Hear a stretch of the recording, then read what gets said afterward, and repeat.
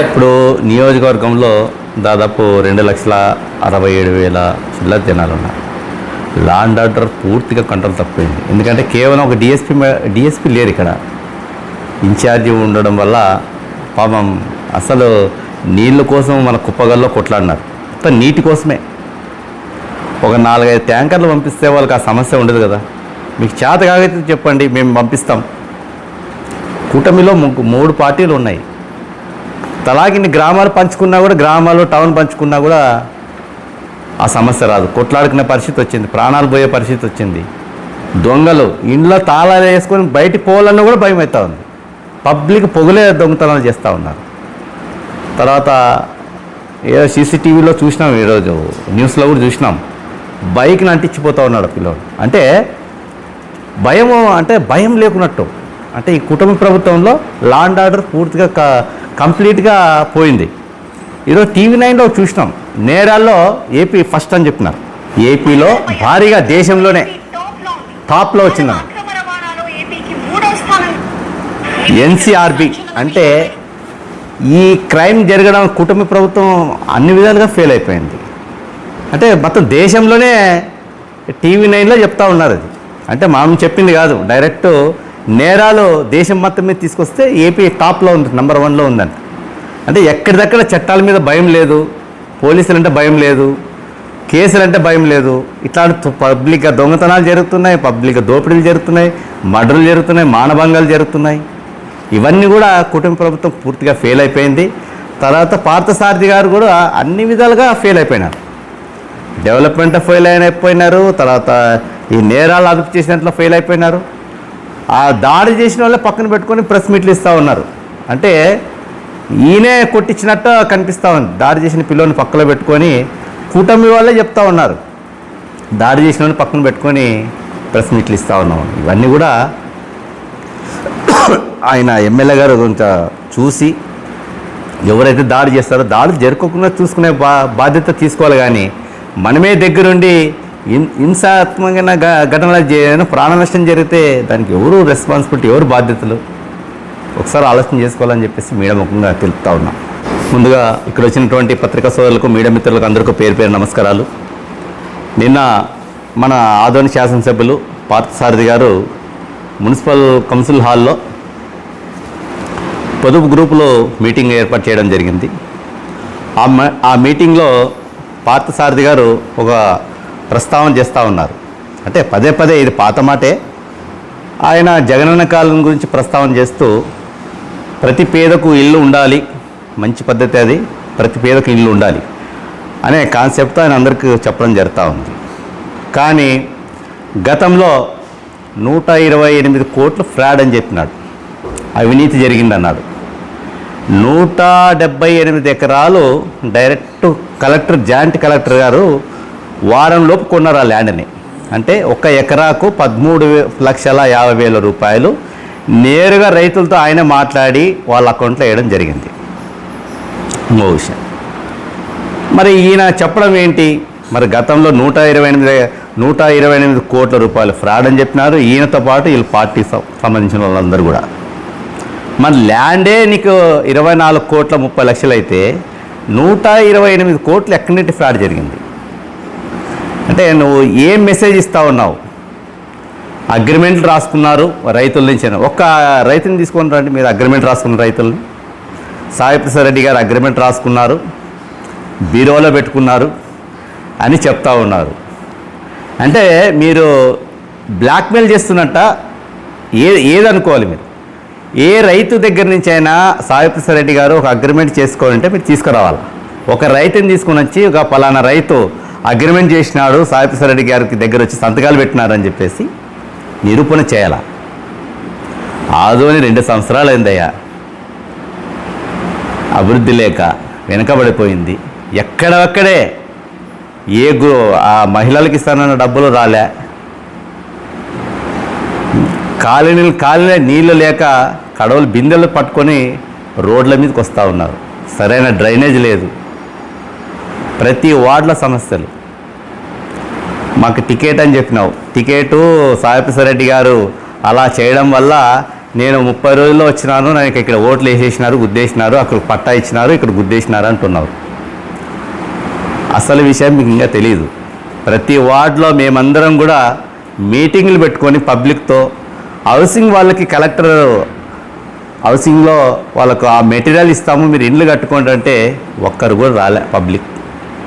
మళ్ళీ వాళ్ళకి మీటింగ్లు పెట్టి ప్రతి వార్డులో మీటింగ్లు పెట్టి ఇల్లు కట్టుకోండి అంటే ఆ డబ్బు మాకు సరిపోదంటే మళ్ళీ పొదుపు గ్రూపులో ఉండే వాళ్ళకు 0 వడ్డీతో వాళ్ళకి ఇప్పించడం జరిగింది. ఆ కాంట్రాక్ట్ కూడా మన వాళ్ళు ఎవరు లే.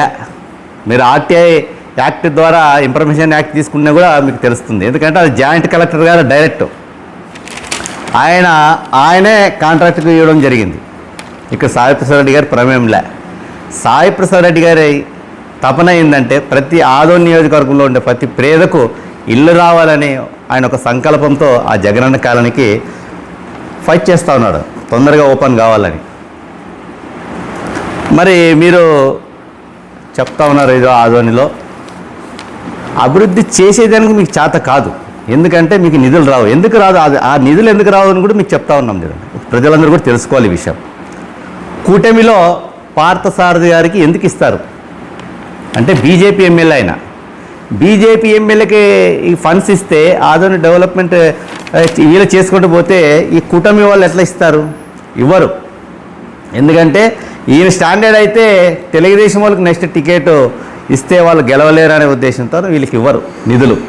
వాళ్ళ క్యాండిడేట్కు బలం చేసుకుంటారు, కానీ ఎక్కడైతే కూటమి టీడీపీ గెలుచుకున్న నియోజకవర్గంలో బలంగా చేసుకుంటారు, కానీ బీజేపీ వాళ్ళకి ఇవ్వరు. మరి మీరు గతంలో కూడా మేము చాలా సందర్భాల్లో అడిగినాం, ఆదోని డెవలప్మెంట్కు దాదాపు 500 కోట్ల నుంచి 1000 కోట్లు సెంట్రల్ నుండి తెస్తామన్నారు. మరి తీసుకొని రండి. మరి జగనన్న కాలనీలో దాదాపు 10,000 పట్టాలు ఇవ్వడం జరిగింది. మరి కనీసం మీ గవర్నమెంట్లో ఇప్పుడు ఈ 2 సంవత్సరాల్లోన ఏ పేదకి ఏదైనా ఒక పట్టా ఇచ్చినారా చెప్పండి? ఏ రైతులుగా నష్టపరిహారం ఇచ్చినారా? ఇవ్వలేదు. ఇవ్వకపోగా ఇచ్చిన హామీలు సూపర్ 6 అనే హామీలను కూడా ఎత్తివేసినారు, అవి కూడా అమలు కావట్లే. మరి మాకు ఈరోజు సాయి ప్రసాద్ రెడ్డి గారి పేరు పదే ప్రస్తావన వస్తూ ఉంది కనుక మీరు సాయి ప్రసాద్ రెడ్డి గారిని పబ్లిసిటీ చేస్తూ ఉన్నారు. ఎందుకంటే ప్రజలు మర్చిపోకున్నట్టు మాకు ఫ్రీ పబ్లిసిటీ చేస్తూ ఉన్నారు. సంతోషమే. మీరు ప్రతిరోజు సాయి ప్రసాద్ రెడ్డి గారిని తలుసుకుంటూ ఉండాలా, మీరు జపం చేస్తూ ఉండాలా. మీరే మీడియాని పిలిపించుకుంటారు, మళ్ళీ మీరే అది ఏబిఎన్ ఛానల్లోనా ఇంకోటి ఈనాడులోనా వేపిస్తారనమాట. ఫ్రాడ్ జరిగింది. ఇన్ఫర్మేషన్ యాక్ట్ తీసుకుంటే ఆ ల్యాండ్ ఎంత జరిగింది, కన్స్ట్రక్షన్ ఎవరు చేయించినారు, జాయింట్ కలెక్టర్ చేయించినారా, ఇతర కాంట్రాక్ట్లు ఎవరికి ఇచ్చినారు అనేది వస్తుంది. మరి మీరు ఇంత చదువుకున్న వాళ్ళు ఆ చిన్న లాజిక్ కూడా మీరు మర్చిపోతున్నారంటే మాకు అర్థం కావట్లేదు.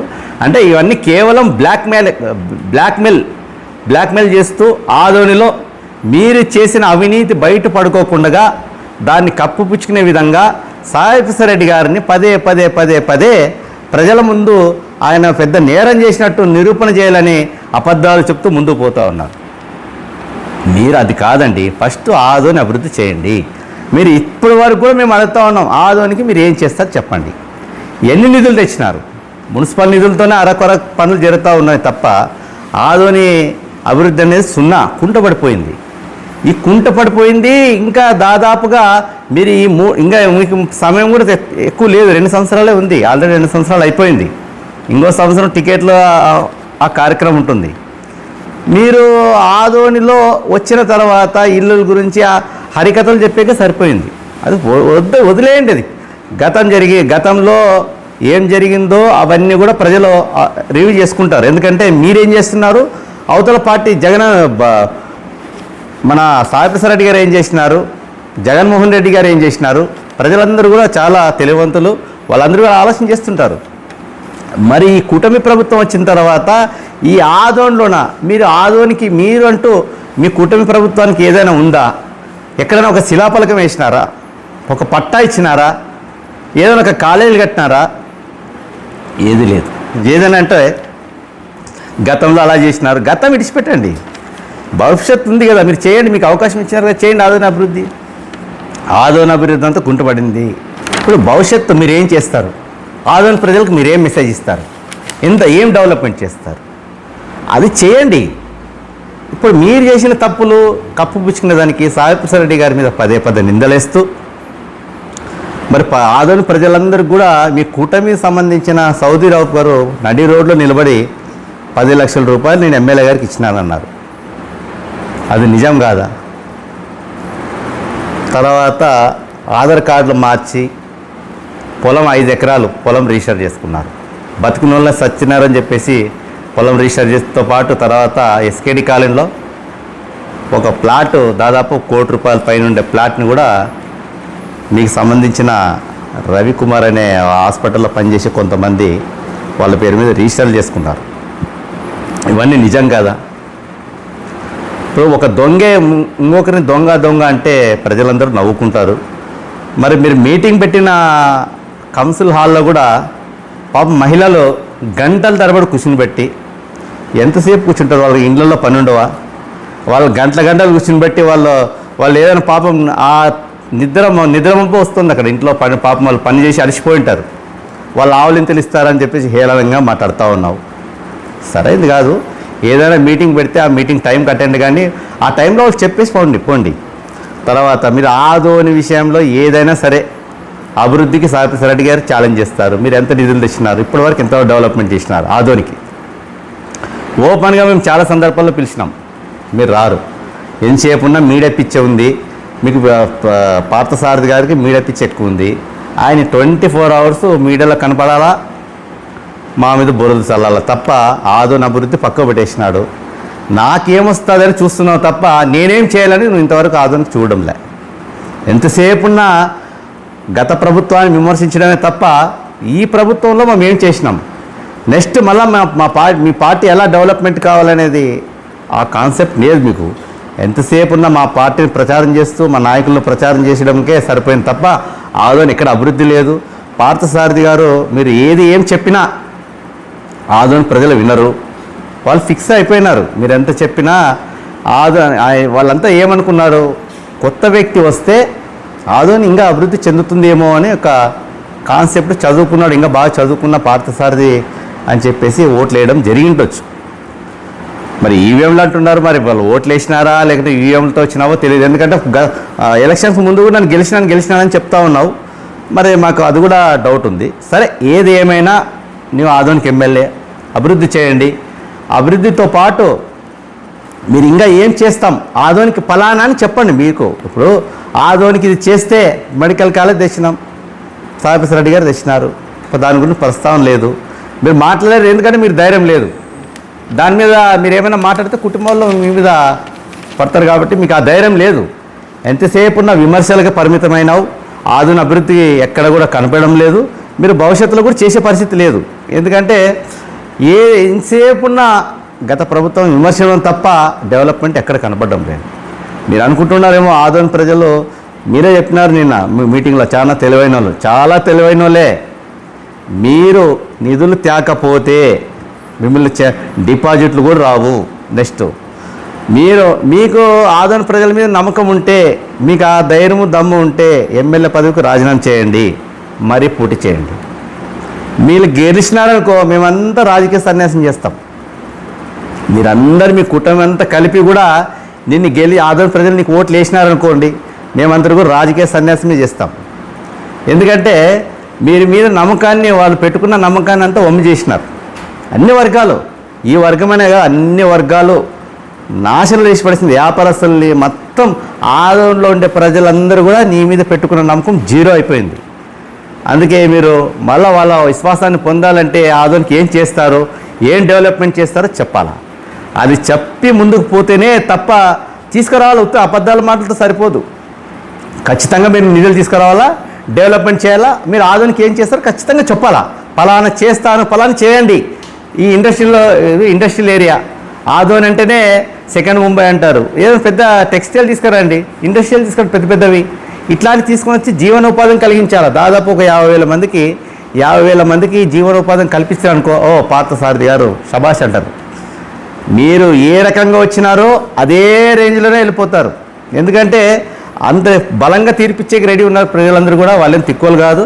నీవేమో తెచ్చేటట్టు నిధులు తీసుకురండి. నిధులు తేకున్నట్లు 24 గంటలు సాయిప్రసాద్ రెడ్డి గారు జపం చేయడం వల్ల ఉపయోగం ఏం లేదు. మా పబ్లిసిటీ చేసుకోండి, ఏ ఇబ్బంది ఏం లేదు. 24 గంటలు సాయి ప్రసాద్ రెడ్డి చెప్పమే చేయండి. ఎందుకంటే ప్రజలు మర్చిపోకున్నట్లు మీరు గుర్తు చేస్తుంటారు. మా ఫ్రీ పబ్లిసిటీ మాకు.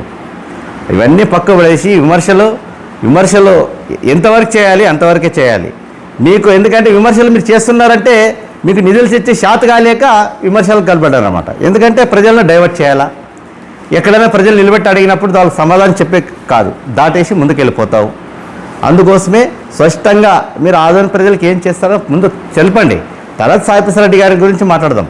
మీరు 24 గంటలు నిధులు తెచ్చే చేత కాక సాయి ప్రసాద్ రెడ్డి గారి మీద బురద చల్లుకుంటూ పోవడము, తర్వాత ఆ జగనన్న కాలనీ ఇంకా ఏమన్నా తీసుకురండి, దాని అంతా మేము రెడీ. ఎప్పుడు పిలిచినా మా పార్టీ సిద్ధంగా ఉంటుంది. మీరు ఆ ఆర్టీ యాక్ట్, ఇన్ఫర్మేషన్ యాక్ట్ పెట్టినా కూడా వచ్చేస్తుంది అన్నీ. మీరు జాయింట్ కలెక్టర్తో తీసుకున్నా, ఇంకొకరికి తీసుకున్నా, దానికి సంబంధించిన జగనన్న కాలనీకి జాయింట్ కలెక్టర్ డైరెక్ట్ కాంట్రాక్టర్ పెట్టినారు. అది మీకు తెలుసో తెలీదో అడగండి ఒకసారి జాయింట్ కలెక్టర్ని. అప్పుడుంటే జాయింట్ కలెక్టర్ ఎవరున్నారు? కావున దయచేసి అభివృద్ధి చేయండి, విమర్శలు పక్క పెట్టండి. భారతం సూటిగా ఇదే చెప్తా ఉన్నాం. మీరు అభివృద్ధి చేస్తే మీ పార్టీ మనుగడ ఉంటుంది ఇక్కడ, లేకపోతే ఆదరణ ప్రజలు క్షమించాలని మీడియా ద్వారా చెప్తాను. నా పేరు బి దేవ, వైఎస్ఆర్సీపీ ఆదరణ పార్టీ పట్టణ అధ్యక్షుడు.